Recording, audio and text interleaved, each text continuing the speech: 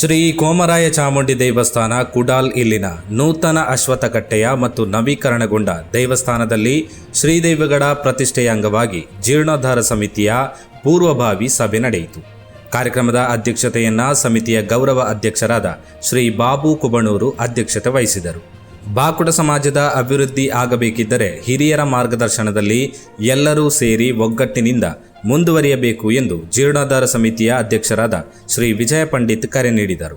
ಬಾಕುಡ ಸಮಾಜದ 18 ದೇವಸ್ಥಾನದ ಹಿರಿಯವರ ಒಕ್ಕೂಟದ ಅಧ್ಯಕ್ಷರಾದ ಶ್ರೀ ಶಂಕರ ಅಡ್ಕ, ಶ್ರೀ ವಾಮನ, ಶ್ರೀ ಭಾಸ್ಕರ, ಅಡ್ವೊಕೇಟ್ ಭರತ್ರಾಜ್ ಅಟ್ಟೆಗೂಡಿ, ಶ್ರೀ ಕೇಶವ ಅಂಗಡಿ ಪದವು, ಶ್ರೀ ಉದಯ ದೈವದ ಪಾತ್ರಿ, ಶ್ರೀ ವಾಮನ ಸಾಗ್, ಶ್ರೀ ಪ್ರವೀಣ್ ಬೇಕೂರು, ಶ್ರೀ ನೇಮು ಕಾರ್ನವರ್, ಮಂಜು ಕಾರ್ಲೆ, ಬಾಕುಡ ಸಮಾಜದ ಪ್ರಧಾನ ಕಾರ್ಯದರ್ಶಿ ಶ್ರೀ ತುಳಸಿದಾಸ್ ಮಂಜೇಶ್ವರ, ರಾಜೇಶ್ ಕೊಡ್ಲಮುಗೆರು, ಮುರುಗೇಶ್, ಪ್ರವೀಣ್ ಕೊಡೆಂಚೀರ್, ಶ್ರೀ ದಾಮೋದರ, ಸುರೇಶ್ ಕುಳೂರ್, ರವಿ ಕಾಸರಗೋಡು, ಗಂಗಾಧರ್, ಭಾಸ್ಕರ್ ಮುಂತಾದವರು ಮಾತನಾಡಿದರು.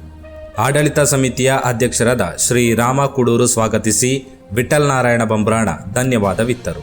ಜನವರಿ ತಿಂಗಳ 8ರಂದು ಪ್ರತಿಷ್ಠಾ ಕಾರ್ಯಕ್ರಮ ನಡೆಸುವುದೆಂದು ತೀರ್ಮಾನಿಸಲಾಯಿತು.